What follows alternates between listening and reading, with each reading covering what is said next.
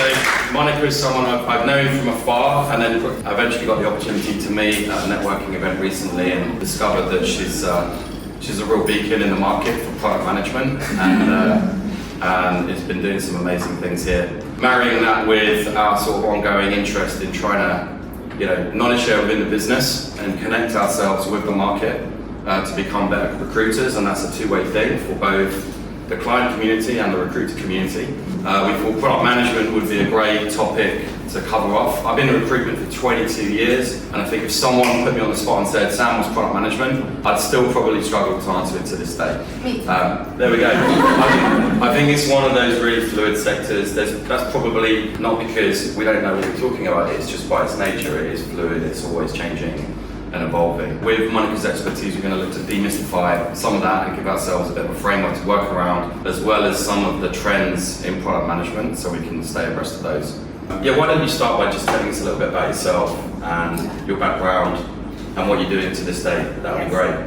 Recently, I started changing the answer to that question because they ask us, oh, so who are you? What do you do? What's your background? And we go, oh, I work in this, or I am from this country. And I'm like, no, I'm not my job. So I like starting with, I am a very energetic woman.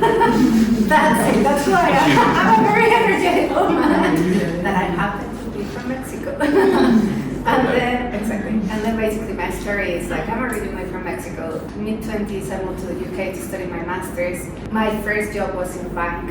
I've been in financial services since then. Within the, let's say, my career progression, my first job was in product.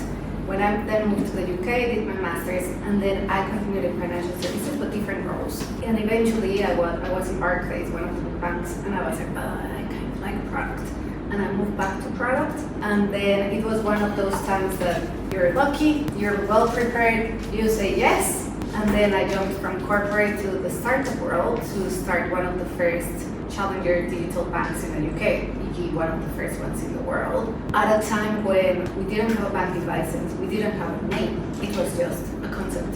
So I kind of jumped ships, and then a few years later, of course I was one of the first joiners, so I had a ton of exposure on how to build a bank from scratch. I worked a ton with the founders, who back then they were not 28 years old trying to be entrepreneurs, they were like seasoned, well-entrepreneurs entrepreneurs in their mid-40s that already had an exit in remittances company. I was like, cool, I want to learn from these guys. So I was lucky that they were amazing guys, and then basically they grew me. And then I learned how to build a bank from scratch, and then an opportunity came up. I was like, hey, this thing in Malaysia. And I was like, long story short, they brainwashed me, I brainwashed myself, and then I moved to Malaysia to help set up Big Pay. That is now. I think they probably heard of Tony Fernandez. Yes. Yes. That's the person on the phone. No, he was not on the phone, but he interviewed me. And then at some point I was like, actually this is a true story. At some point I was like, nah, I think I'm not going to work here. And then that day the guys took me to a Asia office. And then on the way back to the city, we were in the car and they got a call. And they were like, oh yeah, hi today, we're here with Monica, blah, blah, blah. She's playing hard to get. It's like, and then his response was like, oh, why don't you bring her over? I was like, what? And that's it. And then he interviewed me and I came, and then that's it. He's a charming fellow, apparently. He's amazing. And 6 years later? 6 years later, I'm still here, still with Big Pay. And Big Pay has grown, of course. Awesome. And just in terms of with Big Pay, what's been the journey there? Because your product, principal product? Can you sort of explain, what does that mean? What does that encapsulate as a function? Yeah, so I look at the product function first rather than the title. Because titles, in my opinion, don't reflect reality. Of course. So we have the product function. The product function historically has been responsible for building what you have in your hands, that it's Big Pay app.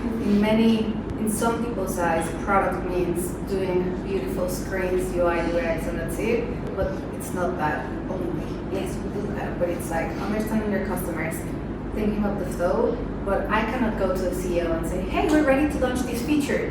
And no one else in the company knows how to use it, or operator, or finance, or fraud, or KYC. So it's like, whenever we say this is ready to go to market, that means that the whole company is ready to operate this product. So It's kind of product design from customer intake, design, and what I call operationalizing. That includes operations, product marketing, legal compliance, product KYC, all the departments. So that's what the product function does as such. Fantastic. Moving on to, I guess, sort of trends with your wealth of experience. I guess thinking about what's going on here in Malaysia as well. I mean, interestingly, products I think resonates with this team quite a lot. We're on site with various businesses building digital teams, and product probably makes up at least sort of 10, 15, 20% in some cases of the requirements that are coming through. What would be really interesting and helpful would be to start with trends. What trends are you seeing right now in this region regarding product management? What are the major shifts? What are the major demands? What are the major sort of hot skill sets that are really needed within the sector? Yeah. That's many questions. I know, sorry. let's unpackage that. Let's unpackage that a little bit. I'll start with the trends. Yeah, trends to start. Yeah. Okay, so let me back to product. Product exists because of two things. We have a customer, and we need to solve a problem for the customer. We have a company, and then the company has objectives, and then we need to, and the company has a mission. So the role of product is to ensure that we bring that mission to life by solving customer problems. So we need to keep both in mind. So that's number one. As per the current economic climate, the question that I'm getting the most, let's say from founders, when sometimes I'm on the phone on LinkedIn, right? So the biggest question is okay, I know I'm differentiating from the big guys, but then within the startup community, for example, or my sector that everybody's innovating, I don't know how to differentiate. So that is the biggest challenge. Let's say when I started in Tandem Bank in the UK 9 years ago, it was quote unquote easy because it was, back then the trend was, we're moving to digital, we're moving to APIs, we're moving to better user experience. In the past 10 years, everyone has moved along with APIs, beautiful design, and amazing user experience. So now it's now what? And then it's going back to the basics. You really need to understand who's your customer, and basically what is the problem statement that you're solving for them, and what's your company mission. That is kind of the shift that many founders, for example, or executives have to start making, that it's how are we going to differentiate? And it sounds easy. I also have a podcast, and then I ask this a lot, right? Yeah. Because it's a tough question. Yeah. I ask this a lot, and many of the people that I speak with, they have that same struggle, but the answer is you go back to the basics, and you talk to customers, you iterate. It's not about product. It's not about, this methodology. It's important to do product well, but it seems like what's even most important, it's about culture. Leadership culture, and then the culture of everyone in the team, because exactly now that it's difficult to differentiate from others, how are you going to do it if it's not straight away? You need certain culture for people to feel safe. I think we talked about psychological safety that day. We got into that one, yeah. Exactly, so psychological safety is a big thing. It's not, I've been challenging myself as well, my thinking. I'm a big fan of diversity, for whichever reason. But then the other day, I was actually, diversity is not enough. It's kind of the second layer. Because we can have a room, for example, here, or anywhere in the world, in the UK. You can have a room with half women, half men, but women. Diversity of thought, diversity of background, religion, all sorts of diversity. But if the leader, in this case you, if you're a grumpy man, I hope you're not. But it's if you're the leader, and then your team don't trust you, and your team cannot come to the room and express themselves and say, hey, we're having this challenge, hey, we're procrastinating because of that, hey, the numbers are wrong, hey, we don't know, as much diversity as you have, it's useless. So we need to have a very strong culture where people can innovate, where they feel they can be themselves, where they can properly bring the best version of themselves and work within each other best. It sounds like communication is a big part of the process of product management. Yes, as well. Yeah, communication is huge. Absolutely. So that's number one. The trend that I see is people focusing on differentiating, and then as part of differentiating, creating that culture. That's kind of number one. That hasn't been in the top agenda in the past 5 years, let's say. Yeah. But the other thing is, as you know, the economic climate is tough for everyone across the world, any industry. It's difficult. So historically, product has been responsible for what I said: design, build, launch.